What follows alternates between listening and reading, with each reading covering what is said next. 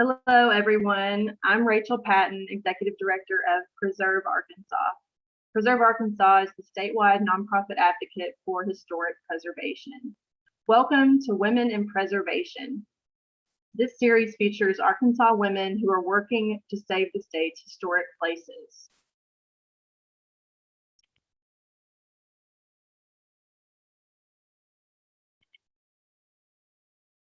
This project is generously supported by DMX Architecture in Fayetteville. Thank you so much to DMX.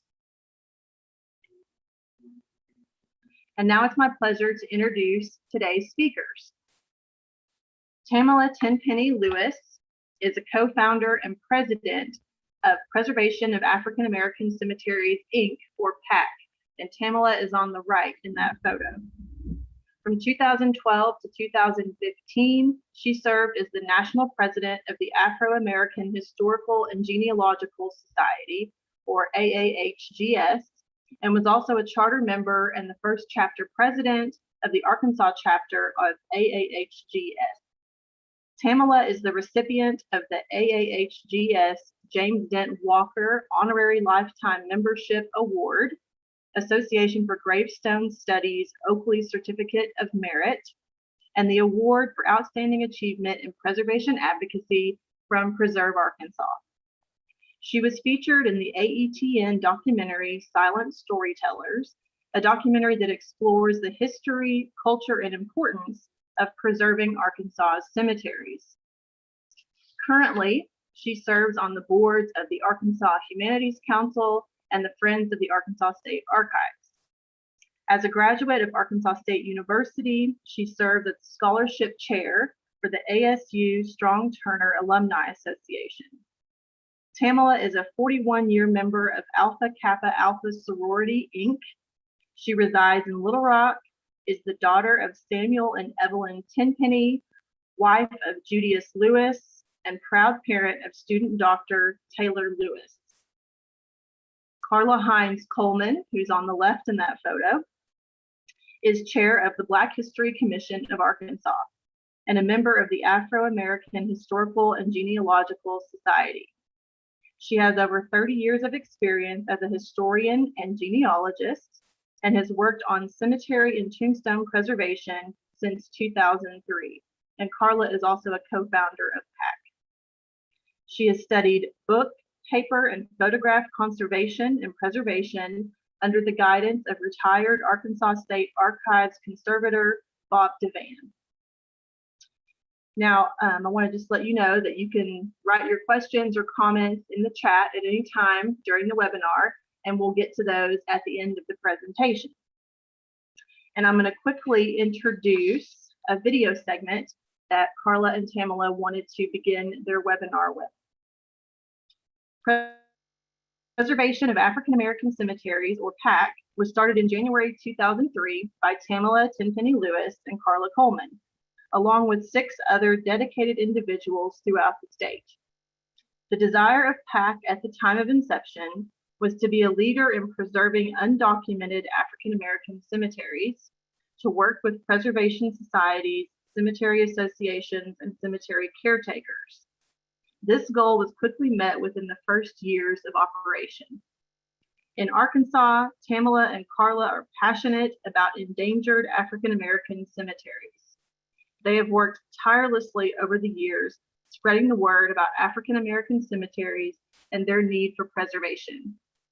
The pair was featured in a documentary called Silent Storytellers, which aired on AETN in 2010. The documentary demonstrates Tamela and Carla's vast knowledge about historic preservation and the importance of documenting history. So now I'll ask them to start the video.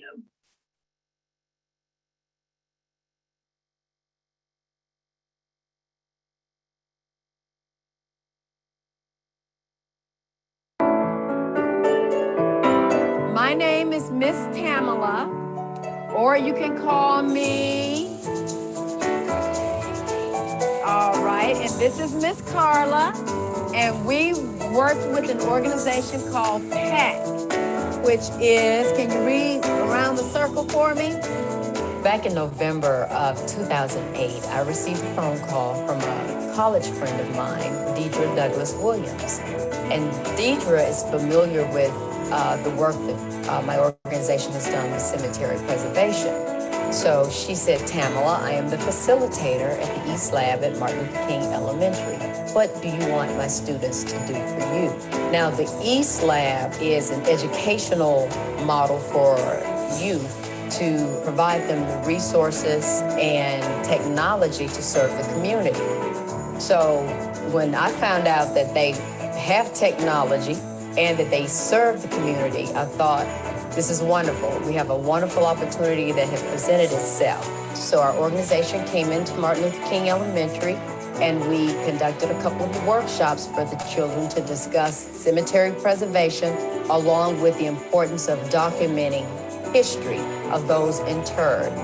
And the descendants of people buried in the cemetery went out, just like you're gonna do, go out and get the information off of the headstones.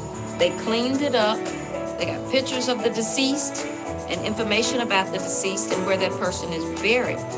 And if they had not done that, we wouldn't know anything about Bold Pilgrim. So that's why it's important to preserve our legacy and to preserve our cemeteries. Hey guys, the kids are on their way from the school. And what we're gonna do, we've already talked to them very briefly.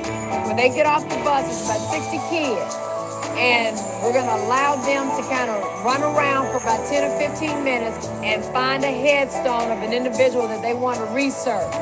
We set up a field trip for those kids, and this field trip was designed for them to select an individual that was buried in the cemetery to do research on. You know, there's so many people that had contributed to our communities, so much history. So we wanted the kids to get a sense of who these individuals are, the importance that they had in the community, and we wanted them to do research and stories on the individuals. Okay, listen up.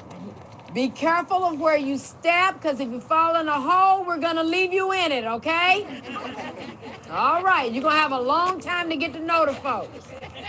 Take a moment, kind of look back that way, look at the cemetery, and then we're gonna let you go so you can select the person that you want to do, okay? We really anticipated that a lot of them thought there was gonna be a lot of superstition, that they would be hesitant about going to the cemetery. But I think our presentation began with a historical significance of cemeteries. So it pretty much took the fear factor out. Once we got to the cemetery, the kids were really eager. They were really excited. They all had a different reason for selecting the stone that they selected. Some wanted to find somebody with a birth date the same as theirs. Some looked for people who had the same last name as theirs. Some even actually looked for relatives that they knew were buried in the cemetery. So they all had different reasons.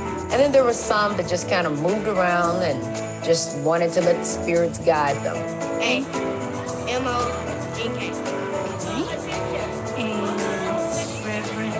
We had members of the PAC organization and teachers out to assist the kids. We took pictures of them with the stones that they selected, and we then wrote down the information from the headstone. So after that, it was up to the children to use the internet and what other genealogical resources that we had provided for them to document those individuals interred. We were dealing with 3rd, 4th, and 5th graders at Martin Luther King Elementary. And even though we conducted several workshops and had many students, there was one young man by the name of Randall Jackson. And when I looked at Randall, I thought, this kid he just had a knowing about him, about the cemetery, the whole aspect. He kind of reminded me of me, of course. But I mentioned Randall not only because of the aura that was around him, but because once he got to the cemetery, the grave that he selected was George and Maddie Hines, relatives of our vice president of the PAC organization. And of course, Randall had no knowledge of this. And you were standing by that, I got goosebumps. I was hoping that somebody would pick my great-grandfather. but I had no idea that you would do it. So, I mean, I had this. You know, when you have children that have an ability or have a knowledge, you really need to focus on them, because these are the ones that you can build the organization on. Randall and the individuals like him are the ones that will put our stake in continuing the organization, continuing the work of cemetery preservation, and continuing the hope that this information will be passed down from generation to generation. That's why cemetery work is important. We can take the information that we find in the cemetery, just like you found Mr. George Lehman, and then we can connect the dots when we go to the census and we use cemetery records. There's two ways of doing genealogy. You can do research and document, or you can actually learn the family history by listening and talking to individuals, searching through photographs, putting a picture with a person and the lives that they lived. Once you learn your family history and you document it, I mean, you may provide that information in oral histories, you may provide it in pictorial histories, you may provide it in a written documentation, but you do have it, and you have it where you can share it with the rest of the world. There is a need, a serious need in this day and time for cemetery preservation. When those cemeteries are gone, the history of that community is gone. And it is up to you and I to play an active role in forming cemetery associations, connecting with your historical societies, even if it's just you. It only takes you to get involved, but the work to be done is needed, and it's up to you. Every town has cemeteries. Every country church has a cemetery. And oftentimes, if something is very familiar to you, you don't really recognize the historical significance of it. But if you think about it, every single marker is unique. You know, everyone has a different name on it, different dates on it. They are historical markers. So we can't really.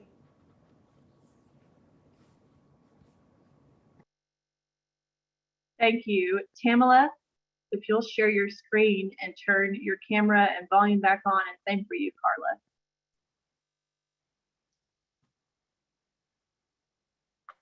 Hello. Carla. Okay. Hello. You can share your screen and do your PowerPoint.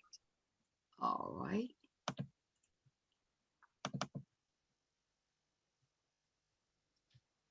Am I sharing already? You are. Yes. All right. Well, thank you. Thank you. Okay. Well, hello, everyone. Good evening, and thank you so much for joining us. I'm Tamela, and that's my sidekick, Carla. Hello, everybody. So what we want to present to you today is, and my mother told me not to say so I have to be very careful with that. So what we would like to, when you look at the definition of Preserve Arkansas and what it represents, many of the speakers that have gone before us are talking specifically about construction or design or a building within a community that needs preservation.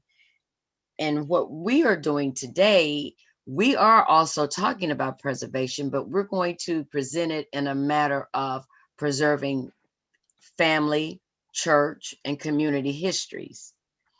So we will begin, and in case the first slide, and Carla, would you like to provide any introduction to the presentation? Well, as you know, Tamela is the brains and I am the brawn. So I'll just let her proceed. And we're just going to make this fun. And we want everybody to enjoy. That's it. Well, anticipation of the video, you're not having the ability to see the video because I am not tech savvy. I did put a few slides in, so you may see some pictures that are familiar, but organization dates back to 2003 as far as preservation of African American cemeteries. And Rachel did explain to you what our organization does. In 1997, we founded the Afro-American Historical and Genealogical Society. So we are all genealogists first, and preservation is forever. And this is a photograph of us stone cleaning in Fraternal Cemetery. And there was an article written by Helene Freeman in the Arkansas Democrat Gazette. And these next few pictures are just some of our awards that we've received for our work in cemetery preservation. And I'd like to give a shout out to Mr. Rusty Brenner of Texas Cemetery Restoration. So if there are any of you that are having cemeteries within the Arkansas area that you need someone to help do stone cleaning and restoration, Rusty is your man. And he is the second guy from the right, and he was accepting an award for Carla and I in Oregon at the AGS National Conference. So we Oh, wow. well, yeah, so we were happy that he was there to accept the award for us. And then this is just our outstanding achievement in preservation advocacy from Preserve Arkansas. Carla, the picture from the video with her, and Randall's picture. And of course, the next picture is me in Haven of Rest Cemetery. And that was for our article in Voices magazine at Arkansas State. And of course, we have Miss Vanessa Kewen on the right, who was then director of Preserve Arkansas. I believe that was 2012 when we received the award, myself and Governor Beebe and Carla. And Can we give kudos? Go ahead. I'm sorry. Can we give kudos to Adora and Dee for their presentation to get us the award? Yes, Miss Adora Curry and Miss Dee Curry, who are the administrators and trustees of the Bold Pilgrim Cemetery Association.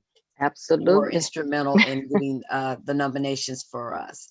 And then the picture on the left is Carla and I. No, it's not trick or treat or Halloween. You know, we were posing for a newspaper article. So we were fortunate enough in 2005 to have cemeteries that we had listed on the Arkansas's Endangered Places list. And to my knowledge, that was one, because it's rare to have cemeteries listed on the endangered places. We had Union Cemetery from Brushy Island in Sherwood, which was established in the mid-1860s.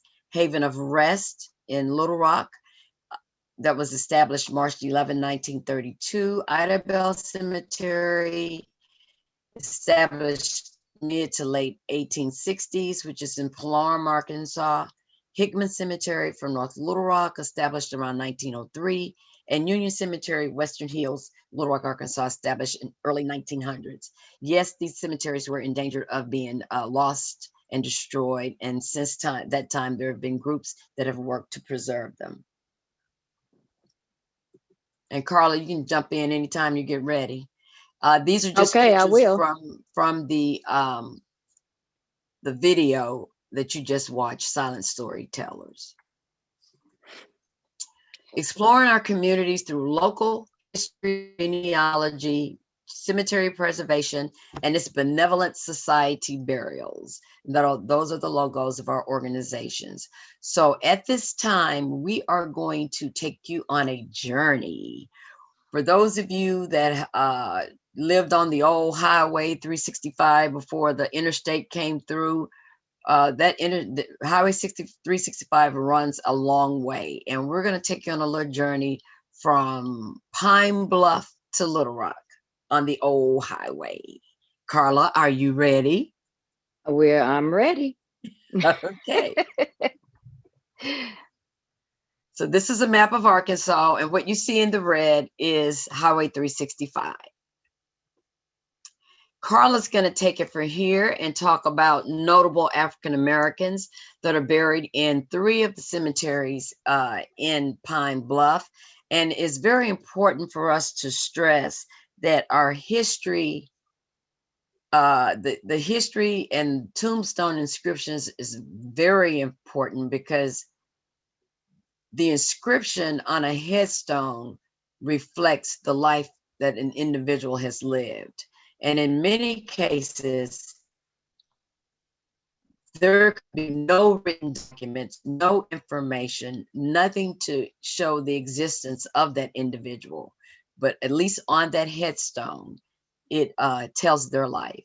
Carla? Right. Well, we're at who's buried in Oliver, P.K. Miller, and Bellwood Graceland Cemeteries, Jefferson County, Pine Bluff, Arkansas. Here we see the Oliver Cemetery. This cemetery is on the UAPB, University of Arkansas, Pine Bluff. The old name is the Yard, UAPB, and Arkansas, University of Arkansas, Pine Bluff. So here's a picture of Jane and Walter Oliver. They purchased land from the R.M. Knox, a local merchant, in 1902, and successfully raised corn, cotton, and other row crops until her death in 1941. Born into slavery, the Olivers overcame extraordinary circumstances to become prosperous farmers. And you can find this headstone on the grounds of UAPB's football stadium.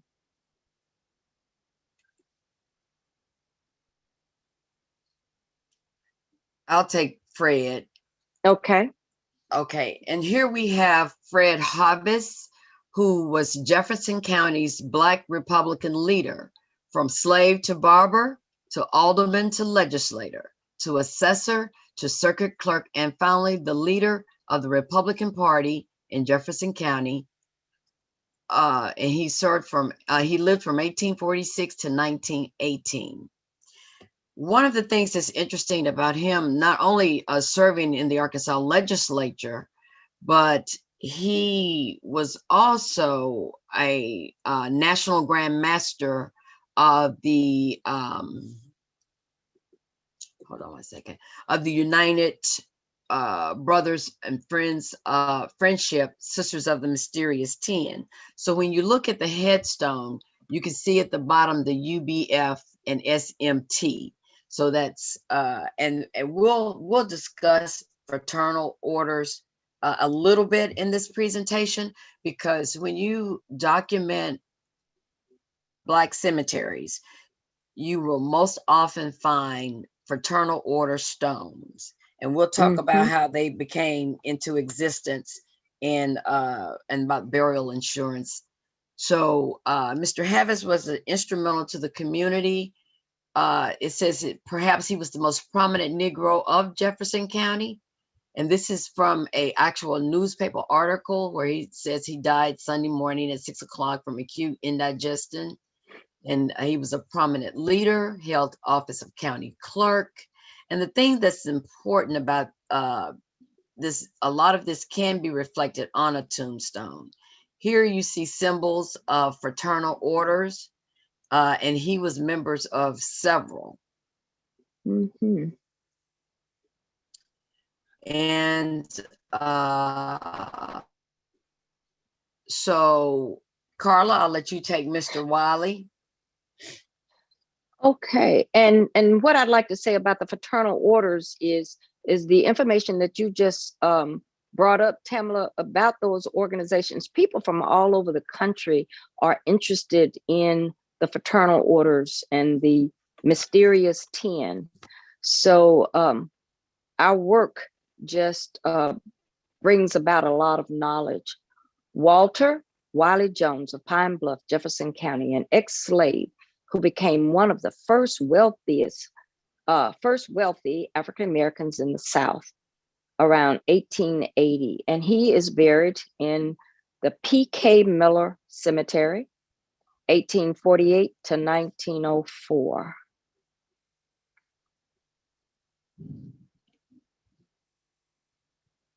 And this is courtesy given the Butler Center their credits for having these pictures. And Mr. Wiley Jones also had, it says he's there in the top hat, and all of the horses you see at his stable with his horses, with his horse Excalibur. And this is around 1890. Wiley Jones had a racetrack there in Pine Bluff. And if you go down 365, where they have the rodeos there, that is the old where his old racetrack was.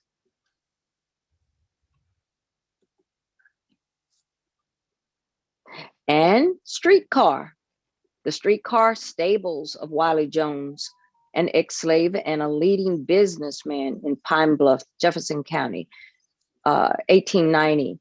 So he started the first streetcars in Pine Bluff with his horse, the horse-drawn streetcars.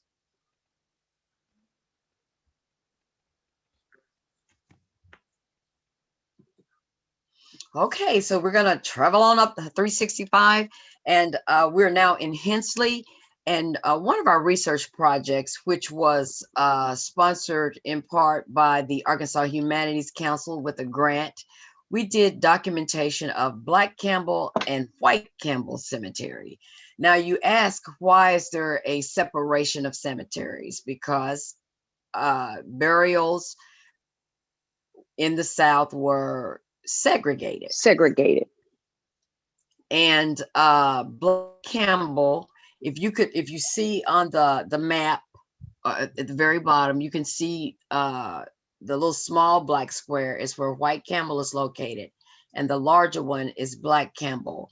With our documentation, we found the headstone for Carrie Plant, who died July 21st, 1876. So that gives you an indication how old the cemetery is. And, you know, of course, Hensley, we won't bother to go through the history of how Hensley was named, but the area did house, you know, families of both races.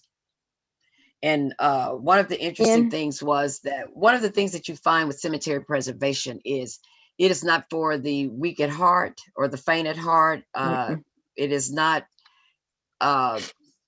it's a very sensitive area of research, because in our research, we have found oftentimes cemeteries are on the property of the landowner. You have to request permission to have access. You know, members who have family members buried have to ask for permission to tend the graves. So it can be a humbling experience at times. Those are things that we're working on. Yeah, that's where Black Campbell is. We had to ask permission to get on the property to access Black Campbell, and it's in a swampy area, where White Campbell is on a kind of like a knoll. It's on high ground, and Black Campbell is in a swamp. So further up the road, we're at Kuykendall Cemetery. Now, when we were doing research on this cemetery, it's very interesting because you have the language of the people in the community.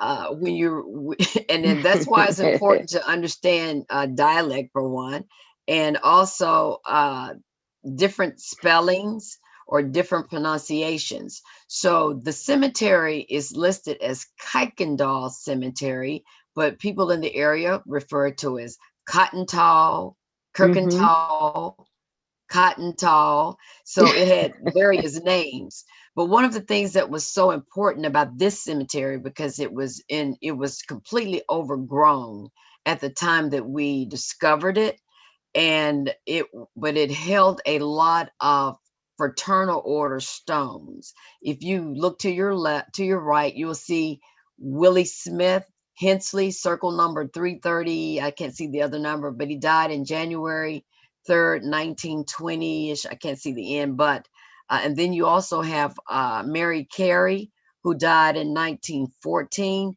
They were all members of fraternal orders.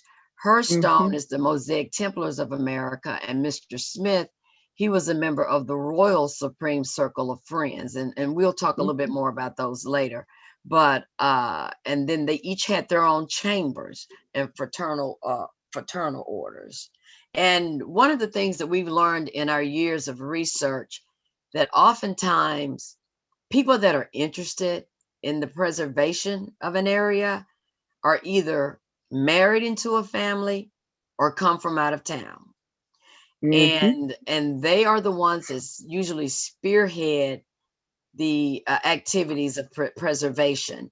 And a gentleman by the name of Mr. Taylor, who lived in Hensley, was from Louisiana and took an interest and worked with us and he cleared several acres of this cemetery in order to preserve it. This is what Kuykendall looked like when we found it. And if you'll notice the crosses, and this is along the highway. So when you're coming down 365, you've got, anytime somebody says, you know, you're coming down a highway and you have a cemetery on the left and you have a cemetery on the right, chances are it's one cemetery and the highway department has put a road through it. So those are things to, you know, to consider when you're doing cemetery preservation. And then as Carla, you want to talk to them about field stones and what they represent? Right. As in this picture, for markers. Right. When we, like Tamela said, it's right on the highway. So the rest of the cemetery is behind that fence. So the crosses and the field stones, those are actually grave markers. If people didn't have money or resources to put a commercial stone, they put a field stone so that they could always come back and know where their loved one was buried. So that's the purpose of the field stones. We found, and then you have the crosses. I don't think any of that that is there now, is it, Tamela? When you go through, been in a while, I'm not sure. Well, it doesn't look the same because of people's interest. They're concerned about the cemetery, but for African Americans, it's always like they have to ask for permission to go into a cemetery. I guess they're going to ask the spirits. What do you think, Tam? We're going to save that comment for later. Okay. Okay. This is when we talk about, you know, this is a headstone for Mary Wilson. She was born in 1863 and died in 1966. And it describes her life. Born a slave, worked as a midwife, on eternal freedom. Wow. What would you like to be placed on your stone? How would a stone reflect your life?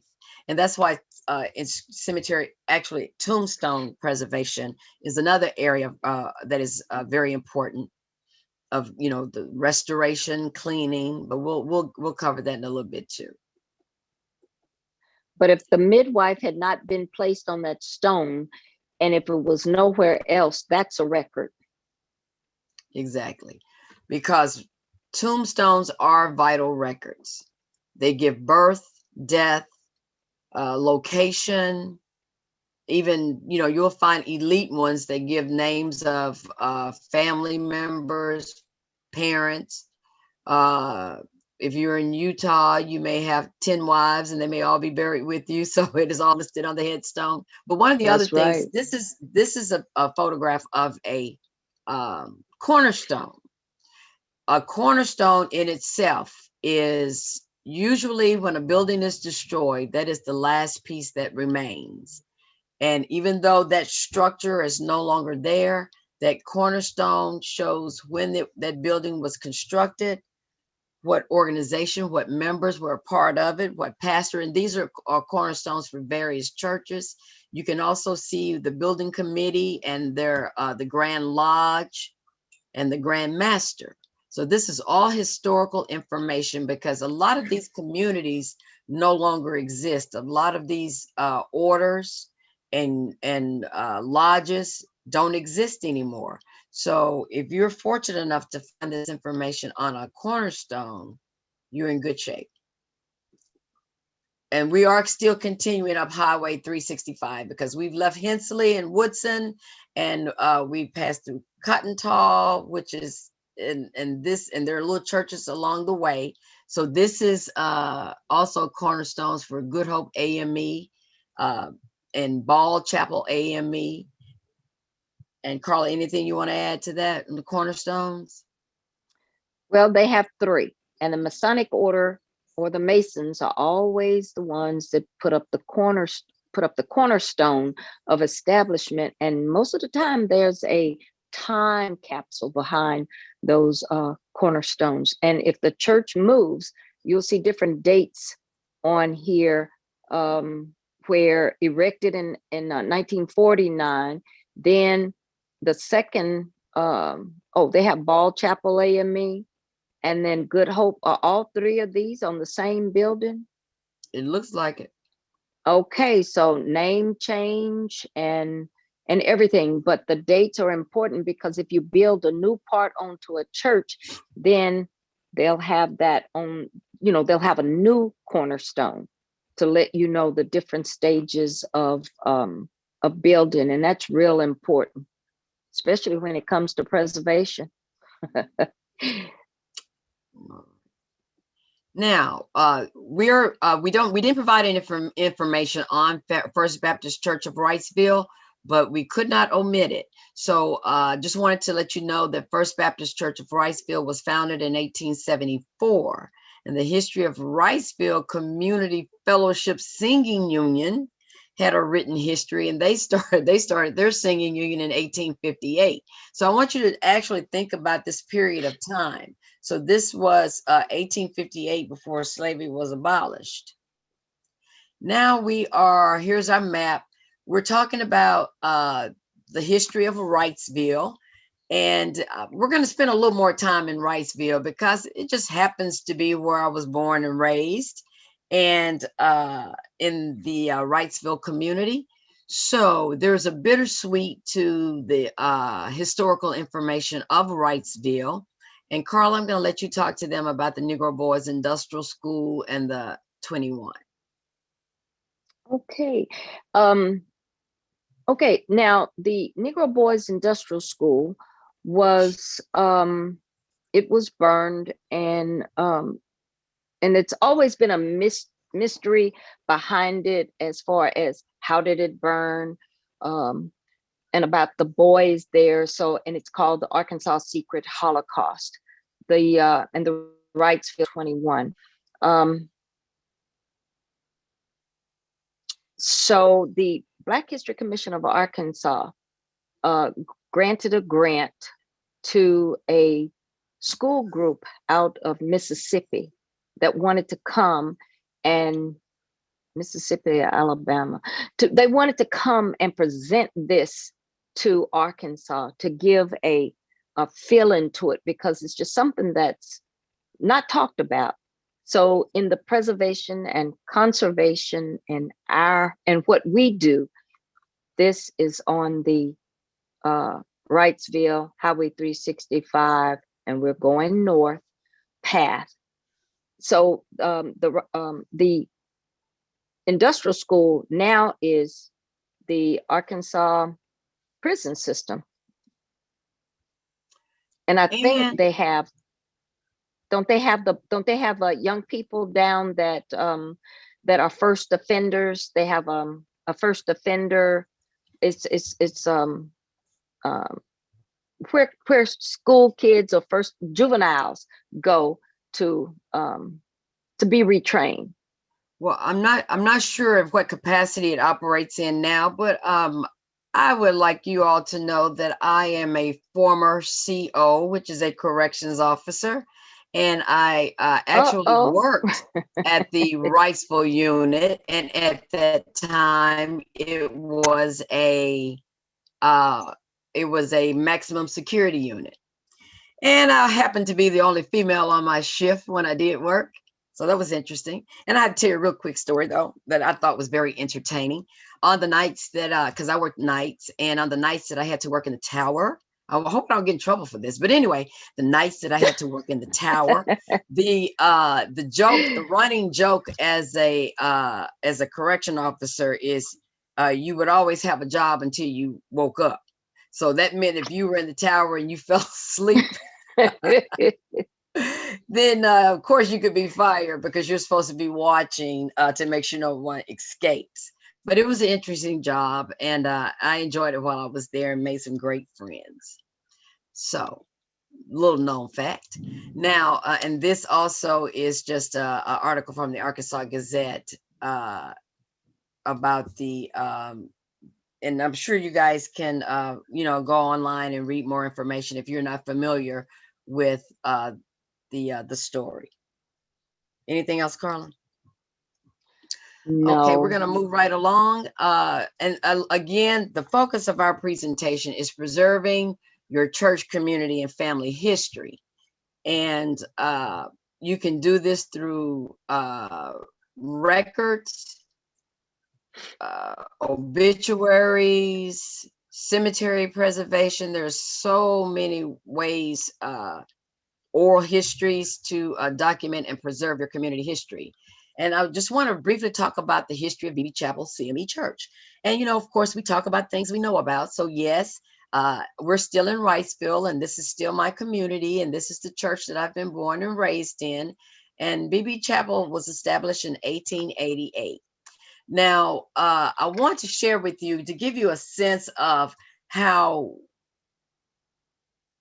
at my age, I can recall as a child the Ashmores and the Flowers and the Hills and the Jones and those families. But all of those people were very old when I was small. So, it took me to become a genealogist to learn about the people in my own community, the people that I grew up around.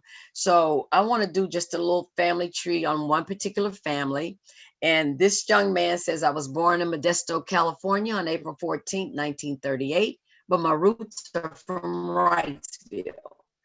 In the late 1950s, I worked with musicians like B.B. King, Lightning Hopkins, Little Richard, and James Brown on tour. In 1969, I moved to New York, where I continued to play through the 70s. In the 80s, I can't read that, where I worked with Chet Baker, Pharoah Sanders, and Johnny Griffin. So for those of you that are watching, if you know these names, give a nod. During the course of my musical career, I produced several albums. I passed away December 23rd, 2008, and I'm buried in Munich, Germany. After finding out who I am, I want to share with you my family tree. Do you know who I am? Well, of course, I didn't. But he is Monty Waters.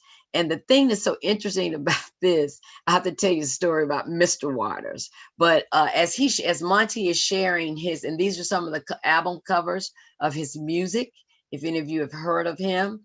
And here he's performing at a jazz festival.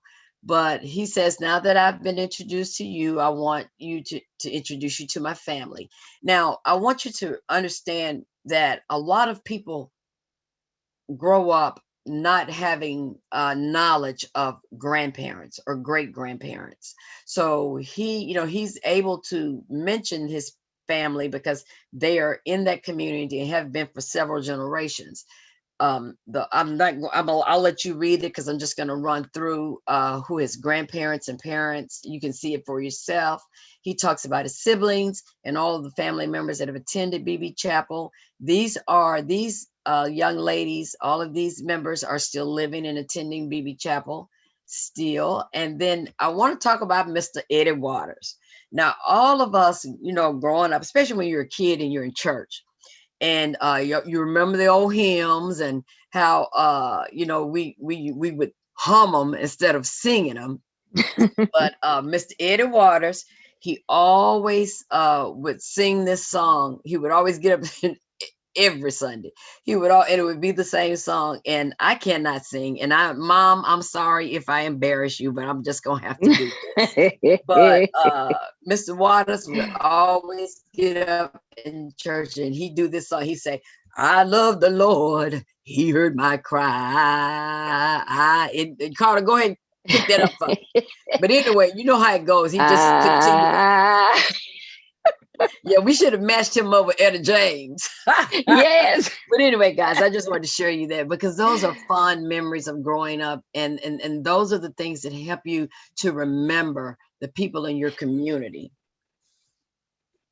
And so anyway, so that's the story on him. And so now you have a brief history of the Waters family tree and its connection to the roots of VB Chapel and the community of Wrightsville. And as Monty says, always remember to honor those that came before you. So now I have another Who Am I? This gentleman, I was born in 1877, migrated from Mississippi and settled into Wrightsville. I was a farmer and an educator. I have a school named after me. My granddaughter was mayor of Wrightsville for a very long time. Many of VB's church members attended my school. Do you know who I am? Carla, do you know who it is? Oh. I do. No. Okay, it is John Calhoun Cook, and he has always been referred to as J.C. Cook. And actually, I attended J.C. Cook in the 4th, 5th, and 6th grade. It was elementary at that time. I was attending Fuller Junior High. And you know how you have the zoning and redistricting and all of that. And my mama was fighting the school board, saying, you know, we don't want our kids bust away. You know, it's just, you know, all of that goes with it.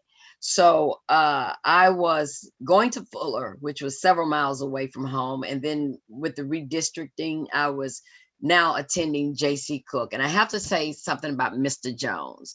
Mr. Jones was our maintenance technician. And he used to call me Little TP. What's up, Little TP? And like I said, again, those are the things that make you remember the older people of your community. But one thing about that I wanted to add in regard to Mr. J.C. Cook, because the school was named after him.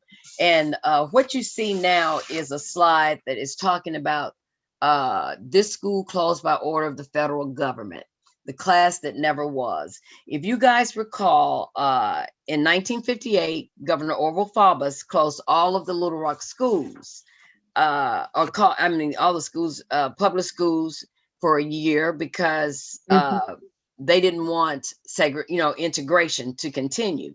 So that left 3,665 Black and white students without access to public education. During the school year of 1958 and 1959, when he closed all of the schools, it was the then president that called and asked the National Guard to come in to prevent, violence with the Little Rock Nine. And so during that period from 1957 to 1959, there was the integration. And of course, everyone is aware of the Little Rock Nine and Daisy Bates. But one of the things that occurred during this time is that there's always something good that comes out of something negative. And you see this handsome devil standing on the left side. This young man and this young lady are standing in front of J.C. Cook, which became the school. Once the schools closed, the Black students, a lot of them went out of town to go to school, and they ended up going to J.C. Cook because the schools were not yet integrated. And this young man was in his senior year, a graduate of the class that never was, is what they called it, those that graduated in 1959. And that young lady that's next to him, those two people, the significant historical value that they bring to this presentation is me. Those are my parents. Had not Orville Faubus shut down the school system, I'd probably belong to somebody else. All So I right. have to say that I have wonderful parents, and I'm so grateful that they did meet during the shutdown, and I'm just grateful. Love you guys. All right, moving on. Now we're moving on up Highway 365. We're in Clark Hill. We're at the cemetery called Clark Hill Cephas. And Mr. J.C. Cook and his wife are buried in this cemetery. And one of the things that when you're doing cemetery documentation, the first thing, the most important thing is to find the deed. You have to just, you have to determine who the owner of the cemetery is. If you see toward the top left, there's a small square that says Cephas Cemetery. From the street and the highway, this is the cemetery that is known to the people in the community. When we, with grant funding from the Arkansas Humanities Council, documented Cephas Cemetery, we discovered that there was another 19 acres behind the tree lines. And that cemetery was called Perfect Peace. But was it Perfect Peace? Because the people in the area didn't know it to be Perfect Peace. They, they thought it was Clark Hill. So this is another thing that you have to interview people in the community. You have to talk to individuals, find all sources to gain your information. Because stories conflict, people don't recall, titles change, ownership changes. And once the cemetery is overgrown and abandoned, and if there hasn't been a burial in it in 75 years, it becomes lost and forgotten. And those are the cemeteries that we focus on, lost and forgotten cemeteries. Carla? Well, just when it's abandoned, there's another trick word. If it's abandoned, then they think nobody cares for it. And then what becomes of abandoned cemeteries is more houses or some type of farming, some type of encroachment to continue to destroy these abandoned or lost cemeteries. All right. Now, I mentioned earlier that Mr. Cook mentioned earlier that his granddaughter was the mayor. So this is the mayor of Wrightsville, Miss Lorraine Smith, and she was also and I just wanted to make reference because she did wonderful things for the city of Wrightsville as a mayor. And this is the part, these are the things that come out of cemetery preservation. You're not just cleaning headstones, cutting grass, and particularly around Memorial Day or Mother's Day or Father's Day, where there's usually a major cleanup, or Easter. What you're doing is you are documenting these cemeteries and you are writing a history of that community and those people that came and established that community. And for so many of us, for so many of our Black communities, there is no written documentation of who we are, where we came from. So this is City Hall. Go ahead, Carla. Oh, I just wanted to say the present mayor of Little Rock, Mayor Frank Scott Jr., is a descendant of J.C. Cook and relative of the mayor of Wrightsville. Okay. Miss Lorraine Smith. So that's another little known secret. All right. Well, thank you, ma'am. That's what we find out. You're welcome. And I also like to pay tribute to another member of BB Chapel. Hey, my people had it going on, y'all. But Miss Millie Brooks. Oh, this is a photo of one of the classes. I think this is the 1955 senior class of Wrightsville High School. Before it became J.C. Cook, it was Wrightsville High School. And that's Mayor Lorraine Smith as a teacher over on the right side, looking like one of the students. So I'd like to pay tribute to Miss Millie Brooks, who was an alderman for the city of Wrightsville, and there is a library named after her. This library, the Millie Brooks Library, is a part of the Central Arkansas Library System, and we are very proud to have it in the city of Wrightsville. And I encourage everybody to come by, stop by, get a membership, order a book, come in, have a cup of tea, try on a pair of shoes, do whatever it is, but please patronize the Millie Brooks Library. And it's part of the Wrightsville City Hall. Because it's the only library between probably Redfield and Little Rock.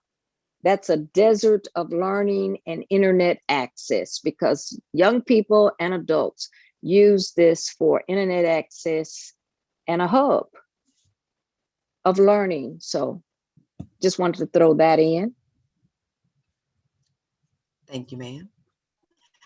All right, now let's talk about the impact of oral history and what tombstones reveal. Now, when you look at a tombstone, you will see the name of the deceased, their lifespan, that dash. You know, we talk about the life that a person lives, but what occurs between the dash, you know, from birth to death. And then we talk about family associations and their occupations and their social organizations. All of these things are listed a lot of times on on tombstones. So I want to, we're in Sweet Home now. We've come on up Highway 365. I think I missed Virginia, but I think I'll tie it into this. And Virginia Baptist Church, the history of Virginia. Now, once you leave out of Wrightsville, you're passing through Virginia, the community where the church, Virginia Baptist Church, and the Wrightsville Community Cemetery, as well as the Virginia Baptist Church Cemetery. Now, this tombstone that you are looking at, it reads Reverend Alfred Durham, born at Durham, North Carolina, March 9th, 1809. He died March 30th, 1908. So he lived over 2 centuries. Now, the oral history that's tied to this headstone is there were a couple of ladies that were sisters, and they had, you know, grew up in the area and moved to Detroit. So they lived a great portion of their life in Michigan. Well, their oral history dictated that they didn't know of their grandfather, but the oral history dictated that he was a minister. And what they knew was that he was a minister, and he was the first minister of Virginia Baptist Church. But they had no knowledge of anything else other than they were told that he was buried somewhere in Sweet Home. Somewhere. So we took on the task to help them find where he was buried. They had an idea. So when you, Carla, you want to talk about, before I go into more of the history about how the Odd Fellows and Sweet Home Cemetery is situated? Right. Well, what I want to tell them is that we had been in this, well, when the way we found this marker is that is all this broom grass on the side of the highway. So I'm the scared one, and Tamela, we both had on boots. We were dressed out, and we went through all this stuff, and we found this headstone. We didn't know the attachment at first, but when these ladies asked us about about this headstone, we were like, oh, we know. But Tamela and I was so chigger bitten and ate up that I was scared to go back. So this is what we found this is on the west side of the highway in Sweet Home, and it's called Sweet Home Zion Hill Community Cemetery. So, but this whole cemetery was covered up in broom grass and tall grass. So now I'll let you finish. Okay, so if we're going, what direction? We're going up the highway. So that's going, what direction? Going up the highway toward Little Rock. we're going north, North. right? We're going north. So on the left side of the highway, which is the west side, is the Sweet Home Community Cemetery. But the cemetery to Well, the it all right, depends on which way you're going. okay, if we're going, Are we going toward north? Little We're Rock. going north. We're going north. Okay. So, but Okay. this headstone was found on the east side Right side. of the highway. Right. Yeah, to the right, going toward Little Rock. And like Carla said, the cemetery was completely overgrown. She made it sound like it was just tall weeds, but it was completely overgrown. You It could not was see any headstones. There was no nothing. way if you were driving by that you would know that there was a cemetery there. So the thing that's important about this is that this headstone confirms their oral history. What they were told was that their grandfather was a minister, that he was the first minister of Virginia Baptist Church. Although it doesn't state Virginia Baptist Church, it says that he was ordained as a minister in 1863. So when you go to do the research on Virginia Baptist Church, it gives you an indication of how old the church may be. So it also gives you the name of his wife, Missouri, and she was born in 1821. So, we have vital, because death records in the state of Arkansas did not exist until 1914. So as you can see, he passed away in 1908. So there would be no death record for him. Yes, ma'am. Tamela? Yes, ma'am. Oh. No, you're breaking up. You're just breaking up. You might need to move around. Okay. I know it's the okay. Did you hear the storm. part about the death records? The death certificates in the state of Arkansas weren't filed till 1914. Okay, go ahead. I heard you. I did not. Okay. Okay. Okay. So with him passing away in 1908, there would be no recorded record of Reverend Alfred Durham. But with this headstone, it's confirmed that he was. And these two ladies, they went right to work to help preserve the cemetery. They helped to set up a cemetery association because they wanted to reclaim the cemetery and preserve it and preserve the history of their family.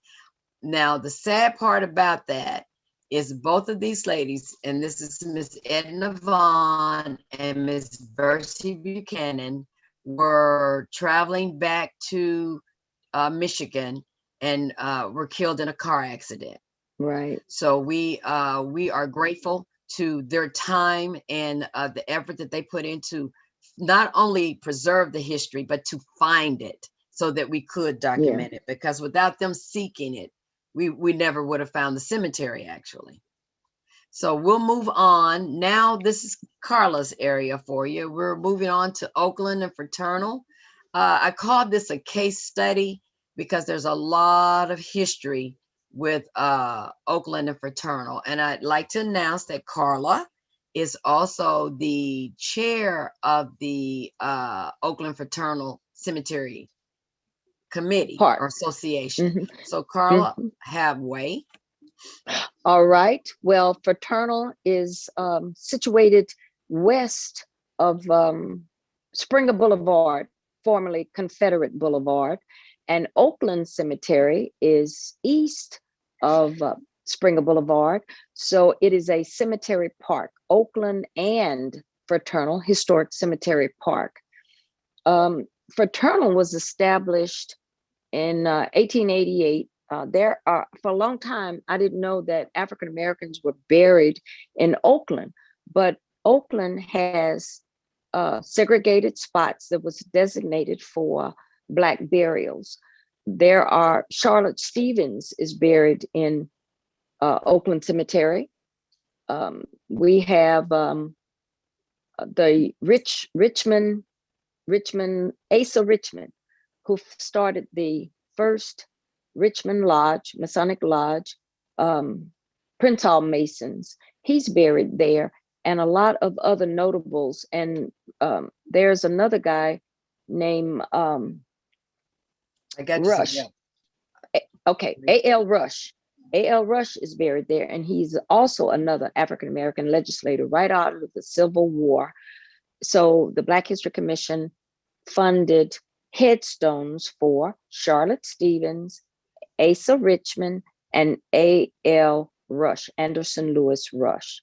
Now we're back over in Fraternal, and Fraternal was established in 1888. And here is who they were, who founded Fraternal. Fraternal needed John Bush and Keats, Mr. Chester Keats, needed a place because they were in the Knights and Daughters of Tabor. Is that it? They were one of the organizations. They were one of the groups that are in there. Do you want me to Mosaic tell- Templars. The Mhm. Mosaic You want me- Templars. You want They me to were tell them both how there. they got, Go how they ahead. actually got started with the Mosaic Go ahead. Templars? Yes. Well, when you we can. talk about the birth of fraternal orders, in the late 1800s, early 1900s, up until the Depression in 1930, you had Black fraternal orders, and they were mostly burial insurance. Well, John Bush and Chester Keats, who were the founders of the Mosaic Templars, were also businessmen in the city of Little Rock. And by chance, one day, the two of them were standing on a street corner talking with a white friend of theirs. And a Black lady came up to them and said, she said that her husband had just passed away, and asked if they could give her some money to help bury him. So each of the three gentlemen did. Now, at this point, as the lady walks away, the white gentleman turns to them and says, I don't know what it is with your people.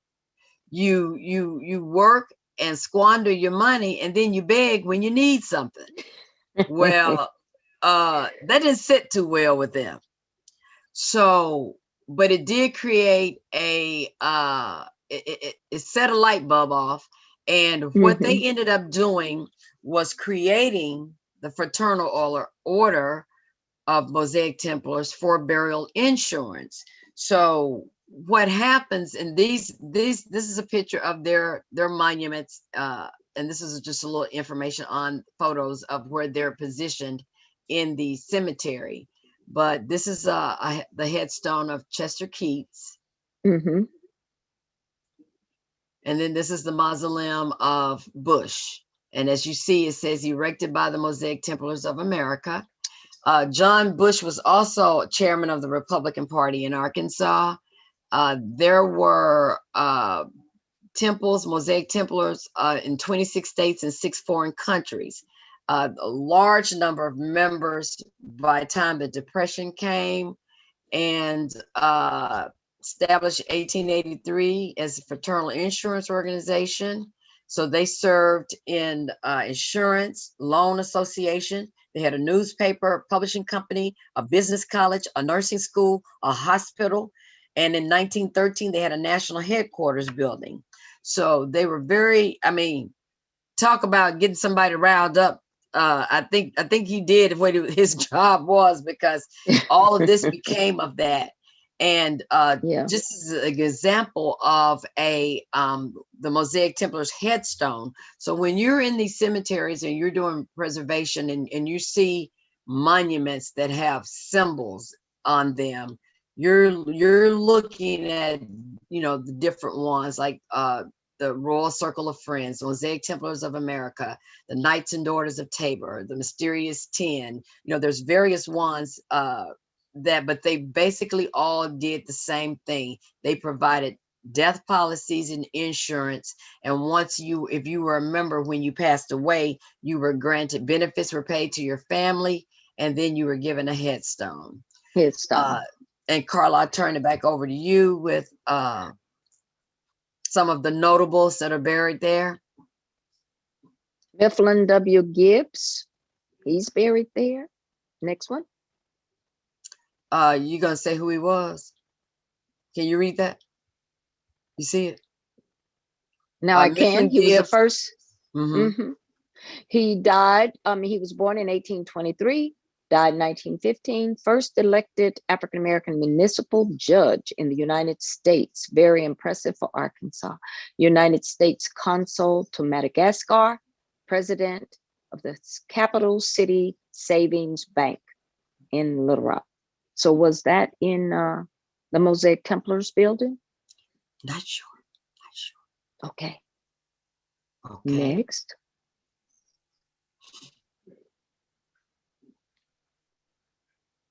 We don't want Can them you to see call it? time on us. No, it's Yes, here. Egbert A. Longley. I'm watching the time. United States colored troops. He was a slave, soldier, minister, property owner, Longley Methodist Church, Longley Baptist Church, and Longley Negro School. And a little unknown secret is that there is a Longley settlement in Southwest Little Rock. Coca-Cola, before the Interstate 30 West came through, the Longley settlement went from Baseline Road all the way to 65th, and that was called the Longley settlement. And because my husband is a part of that Longley family, most of those Longleys and Robinsons and people migrated from Tennessee.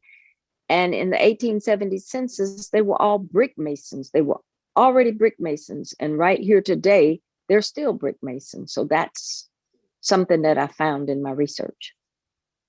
All right. Thank you, ma'am. Reflections on a Southern Negro Graveyard, which is, the Fraternal and Oakland. One of the things that I want to make reference to is,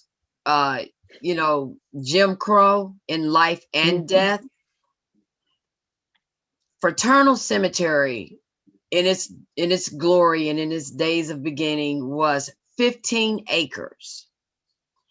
And as Carla explained, they are separate. They were supposed to be separate but equal, I guess. But the Oakland has the other cemeteries with the Jewish cemeteries and the different ethnic races groups.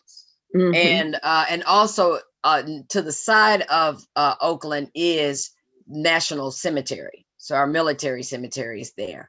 But on the other side of the street is Fraternal, which, like I said, was once 15 acres. And the city owned Fraternal and Oakland. But what they would do, any of the money that would come in for Fraternal, they would use those funds for Oakland and just let, Fraternal go on its own. Fraternal go into disrepair. So there were years and years of a lot of abandonment issues and lack of maintenance with the cemetery. Of course, those things have been rectified today. But we did, there was a period of time, and you can see, if you look down the hill, you can see the burials of the military stones. But that's on the other side of Oakland. And then this is also a headstone from a Mosaic Templars of someone that was buried in 1921. And you're going to see all those Fraternal Order stones are going to be dated like from like 1914 to like 1928, or in that time phrase. This is a headstone that is in Fraternal that was dedicated to a young lady named Catherine Lawson, who lost her life while in the care of a white child, and they erected a monument to her. Now, this is Horace Mann. This is that it's gone through phases. It's been an elementary school, a high school. But the interesting thing about Horace Mann is that if you look at this field where the football players are, that is part of those 15 acres that Fraternal Cemetery once was. All of this area. So what the city did was they sold off acres of the cemetery, but there were people interred there. So this is the back of the cemetery, which this is the cemetery that backs up the portion that's left that backs up to the school. I can recall years ago, when we were doing some research on the cemetery, there was a gentleman that lived in a different county, came to my house actually, saw an ad that we had in the paper about seeking information about the cemetery, and told me that he actually worked on the construction crew that built Horace Mann, and that the they could see the shrouds and the graves and the broken caskets and things like that. So those 7 acres of that 15 acres, those bodies were not relocated. So the school and Kroger, which you see right here in the parking lot of Kroger, all of that is built over fraternal. And that's one of the things that drives us to do what we do, because so many cemeteries are destroyed by, vandalism, encroachment. You have developers Yeah. that develop over them. Bodies are not relocated. So, we just wanted to when you start doing research, these are things you may come across. And then finally, our last cemetery that we are going to cover very quickly is Haven of Rest, a final resting place. And both Carla and myself have family. Haven of Rest was established in 1932. And then the cemetery was licensed as a perpetual care cemetery between 54 and 55. And one thing I want to tell you is that people hear about perpetual care cemeteries all the time. Well, in the state of Arkansas, I think we have 104 perpetual care cemeteries. So these cemeteries are governed by the Arkansas Cemetery Board, and they have funds that they come in to care for those cemeteries. But I want you to know that there are over 8,000 cemeteries in the state of Arkansas. So if you have 100 of them that are under perpetual care, what does that say for the rest of them? A lot of them are not registered. They're not on maps. One of the things where you may have a cemetery and you may have an existing date of a cemetery, but, it shows by record that Haven of Rest was established in 1932, but there are actually headstones out there from 1903.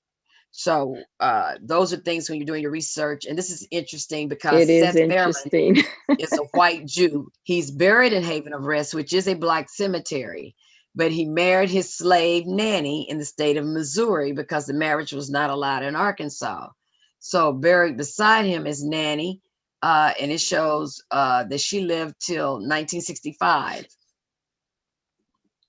And then these are notables and unnotables. Of course, we all know of Daisy Bates, Daisy Gatson Bates of the Little Rock Nine. She's buried in Haven of Rest. Lena Lowe Jordan is buried in Haven of Rest, and she organized a home for crippled children.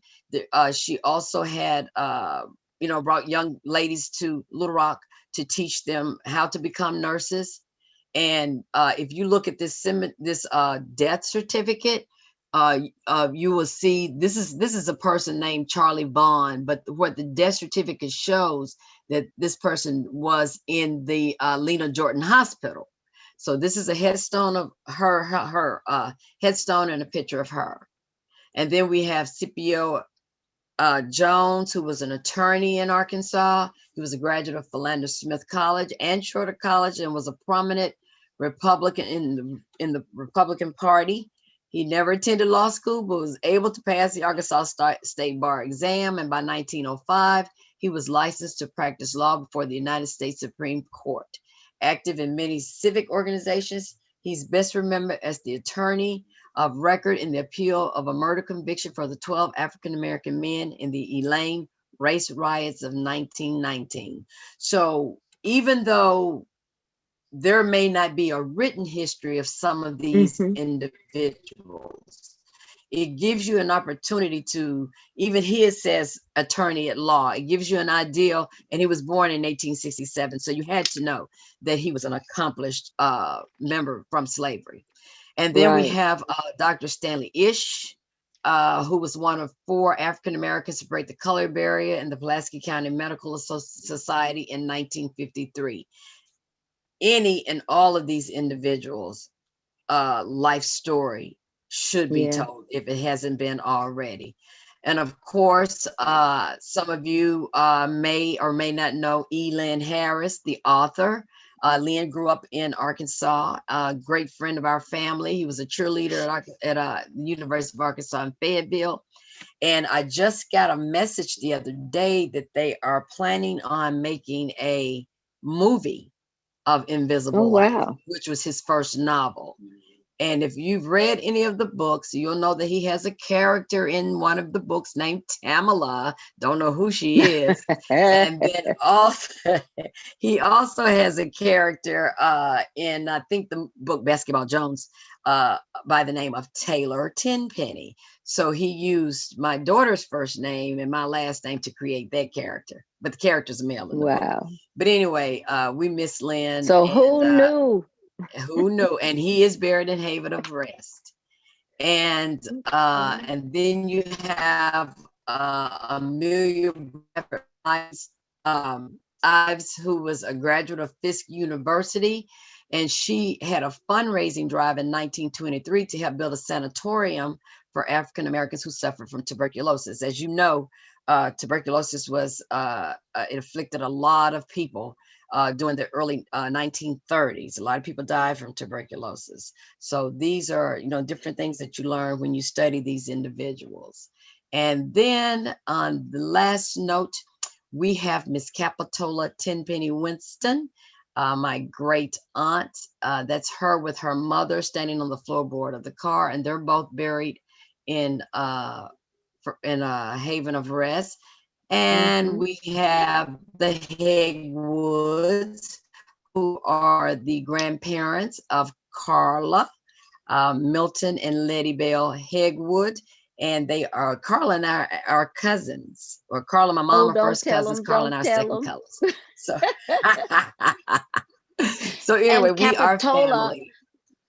but Capitola and her family is buried across, they're on the hill over the Hegwood family. So even Yes. in death, the family is, and who knew? Who knew? Who knew? So we would like to leave you with this thing. It's very important to preserve your family history, your community history, our cemeteries that are in threat of being lost through destruction, abandonment, or just neglect. So always think in terms of what condition would you want the cemetery to be when you're buried in it. We must do better when we know better. So, you think of days of old when the family took care of every aspect of the burial. When the person died, the women in the community, they washed and cleaned the body. They draped and the body. They provided the food. They sat up with the body for that 24-hour wait period. Now you go, somebody passes away and an hour is too long for the wait because everybody is so busy. But just be mindful of those that came before us. And also remember that you're going to be one of those that will be buried someday. So I want to, before I leave you with the words of Langston Hughes, Carla, would you like to have anything in closing? Yes, and this work is important because in an oral interview with a cousin in California, I learned that Scipio Jones sold her grandfather their first home on Pulaski Street, and that's where she was born. I did not know that. Anne, her name was Anne Jones, and the Gillespie family bought their first home. So that's why it's important that we preserve these stories and we do this research and keep our cemeteries in mind. Just preserve them. And that's why we do what we do. All right. So in the words of Langston Hughes, I'm gonna walk to the graveyard behind my friend, Miss Cora Lee. Gonna walk to the graveyard behind my dear friend Cora Lee. 'Cause when I'm dead, somebody have to walk behind me. Thank you, everybody. Thank you. I hope you enjoyed. Thank you, ladies. Don't go anywhere yet. Okay, I'm gonna Okay. stop share, okay? You want me Okay. to stop share? Okay. Yes, please. Okay. Okay. Thank you so much. That was wonderful. And thank you for the work that you both do. There are several comments and questions, so I'll go through those, as many of them as I can. Okay.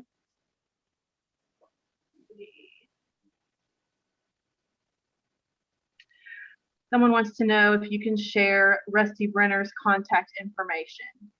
Yes.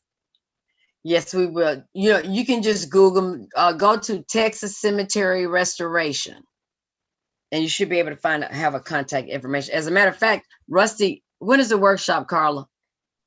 It's going to What be is- here in May. He's The going to be historic here in archi- is May. it? Yeah. Is it with Holly Hope? Yes, Arkansas Historic Preservation with Holly Hope. They're going to be conducting a workshop May 8th. Wait a minute, what's the day? That would have already passed. Okay. So it's already passed. It was this past Saturday, was it? It was May 8th, then yes. But I y'all think it was have an May. upcoming. Y'all have an Oh, upcoming I guess I workshop. should announce that, shouldn't I? Guys, we're having a Yeah. cemetery preservation workshop. We normally have a annual Memorial in May Cemetery Preservation Conference, but because of the COVID restrictions, we've limited to one day, and it's going to be May 22nd at the Lonoke County Museum in Lonoke. Mhm. Please join us. The workshop is free, but bring $12 for your lunch. Let us support a local business. And if they want to find out more, do they have to register ahead of time, or can they find out any other information on your website or Facebook, or where should they go? You want to send it? You want to send it to Ray too? We'll send But we we'll do send have- we'll send the can we send you the or they could just The email me. information. Hey Cheryl. They can yeah, just email me at t10plewis@aol.com. So that's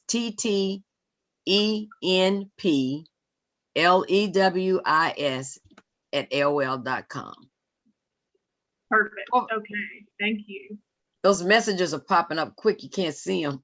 I know. I've got a lot to go through. Okay. Okay. Okay, go ahead. Greatest threat? Is it neglect or the desire to take the land and redevelop it? Say that again, Rachel. The greatest threat to cemeteries, is it neglect or the threat of development? I think it's both. That's my opinion. They're equally bad. I think so. Because if they're abandoned terminology, then because it happened in Helena. Yeah, it happened in Helena where the people all said that there was a cemetery there, but all the people said there was a cemetery there, but the developers built houses on it, just like Horace Mann. Horace Mann is built on some of Fraternal. So was that abandonment, or was that just for, we're going to give you a school, but we're going to give you part of the cemetery? That's gross to me. Yeah. And one of the other things too is when a cemetery is abandoned, in particular in a rural area, you're going to get a lot of vandalism. So Yeah. kids are on their 3-wheelers, 4-wheelers, they're shooting stones, they're going through, breaking them, tearing them up. So they actually developers do the same thing. If no one's watching, they just bulldoze over the headstones. And the same with farmers. Yeah. Now, if nobody's watching, or it's a cemetery nobody's buried in 20, 30 years, they'll just plow over it, push the headstones over in the ditch, cover it up, and Yes. continue to do what they're doing. That's why we have to be proactive. If we know of a Yes. cemetery that's abandoned or not being used, let someone know. Right. And yeah, and the land developers are also, or the farmers are digging trenches so that the family cannot access the cemeteries. Well, yeah. Question, Rachel? Yes. Well, I was going to ask another question, but I was just going to say that's, all part of the issues of cemeteries being on private property is Yeah. access, and also it's your private property. So you do things with it without people seeing what happens. Right. Absolutely. Are there other organizations like yours, like PAC, in other states? Yes. A lot of genealogy societies do cemetery preservation work. We started actually doing cemetery preservation in 1998 through our genealogy society, and we formed PAC in 2003. So we've been doing it for quite some time, and at that time there was no interest pretty much anywhere in preserving Black cemeteries. So we're had grateful another that name. it's caught on, and that there are groups around the country now that are working to preserve. Mm-hmm. Yeah, because in Alabama and Tennessee and Mississippi, we have PAC partners. Okay, great. Someone asked, what is the date for the Wrightsville fire? What year was that? You had it on your slide. It was in, was that 1959, I think. 1959. Was it September of 1959? And you who can wrote? There was a book that was written too, wasn't it? Yeah. Did somebody write a book? Yes, Griffley. Griff Stockley. No, Griff Stockley. I thought that was Blood in Their Eyes. That was yeah. Okay. Yeah, Griff did. Okay. No, let me look. Yeah, Griff did. Okay. Somebody mentioned Wrightsville, that they worked as clergy in the women's unit at Wrightsville. Really? They worked where? At the Wrightsville unit, in the women's unit as clergy. Bobby. Wow. Okay. What years was that? And the Wrightsville Holocaust was March 5th, 1959. Okay. Thank you. Okay. Okay. Next, we have some comments from Miss Cheryl. Okay. Somebody asked, what's the difference between an abandoned cemetery and defunct? And I assume that's defunct is probably about cemetery association. Oh, when it's a defunct, I would think that would be a cemetery that is kind of like Mr. Lewis. Lewis. That it's in Lone Oak, so it's defunct. Nobody else, and it's in the middle of Georgia Cemetery. George Wilson. Lewis Crook. Oh, he okay. has a cemetery. Yeah. That nobody was burying in it, and it's all in the middle of a farmer's field, and so nobody buries in it. So I would think that abandoned is when a whole community just leaves and goes somewhere else. But then defunct, I would think that would that have something to do with people just not bury? I mean, Mm-hmm. That makes sense. No burials. Yeah. So it's kind of maybe the same. Or there isn't, you can't establish any ownership. You don't establish any type of ownership and nobody wants to claim it. Mm-hmm. Okay. Okay. Were you able to ID any of the graves that were marked with field stones that you showed of the one on 365 that had the field stones? Were you able to ever find out who any of those people were? Well, what we do is, in order to help identify unmarked graves, we collect obituaries, we search through newspaper articles. You may be able to identify an X number of people that are buried in that cemetery, but you may not be able to locate them. So you have to, that's when your archaeologist, and today is Skip Stewart Abernathy's birthday, our archaeologist. So happy birthday, Yeah, Skip. Somebody Happy passed the birthday, word to Skip. Skip. Tell him we said happy birthday. But you have to, that we have a great working relationship with the archaeologists in the state of Yes, we do. Arkansas. Again, I want to say, extend my appreciation to the Arkansas Humanities Council, who for the last 25 years have helped support our research in history and cemetery preservation, the Black History Commission of Jama Best. Arkansas. Hey, Yes. Jama, the Black Hey, History Jama. Commission of Arkansas. And guys, utilize these. There are a lot of grants coming out now. Come to our workshop on the 22nd, and we'll give you all the grant information to help you with your And cemetery. Rhonda Stewart. Yes, Rhonda Stewart the at the Butler Butler Center, Rhonda Stewart, the Another genealogy. resource. And guys, one thing that you have to understand that it's a circle. Everything, It is. family history, community history, genealogy, cemetery preservation, all of that goes in, it all fits, researching documents. And don't ever think that you will start a project of just cleaning a cemetery, because it All right. extends way beyond that. But I have to warn you, it is not for the faint of heart. You run into a lot of problems. You run into a lot of legal issues. You run into families fighting. You have people You that run into encroach on snakes. the property. You have people who have been living on the property and it's not theirs. I mean, there's so many different areas that can create a whole lot of problems. And if you are the faint of heart, it is not for you. And you have to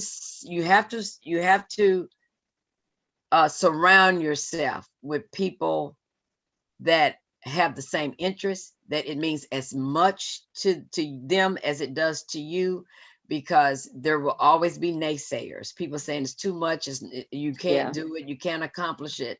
And if you listen to them, it will never happen. And that's why we have so many cemeteries abandoned, and not documented. I mean, not even And we registered. appreciate People don't you even know the cemeteries are there. there. And we appreciate you, Rachel, for your preservation efforts. Yes, a special shout out to Preserve Arkansas and for That's right. and for keeping an eye on us, That's on right. what we've been doing for the last several years, and letting people know that we're here for the good. That's right. Was there any more questions? I know we over our There's time. more, but I know we're over time, so I'm gonna let Okay. one final one, because Okay. Pam said that she was from Wrightsville, but somebody asked, where was Carla raised?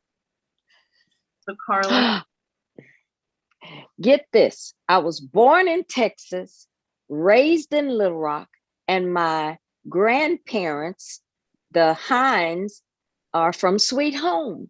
So a lot of people associate me with Sweet Home because that's my church, Allen Chapel AME Sweet Home. So I'm right on Highway 365. So I guess I'm kind of just go ahead. One last thing. A lot of churches have their own cemeteries. So you write the church history, you write the history of the cemetery, and you write the history of the community. They all go together. and lots of times that's the only thing left. That's right.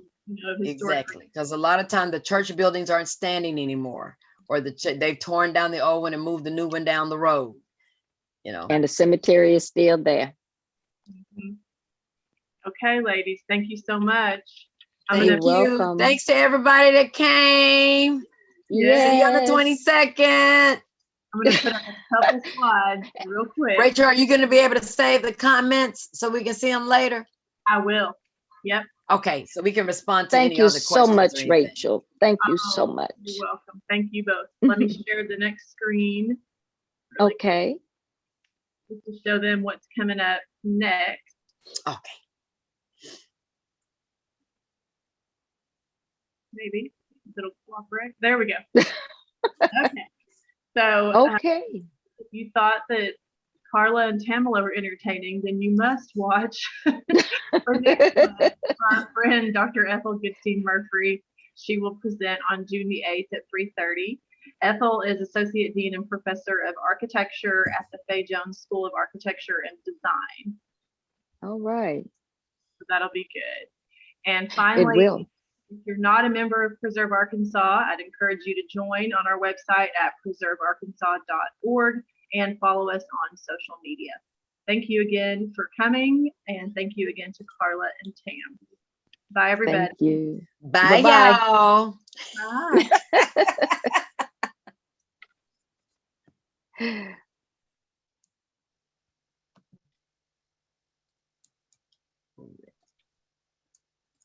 Let's see. Are they all gone, Rachel? Oh, can we read it now?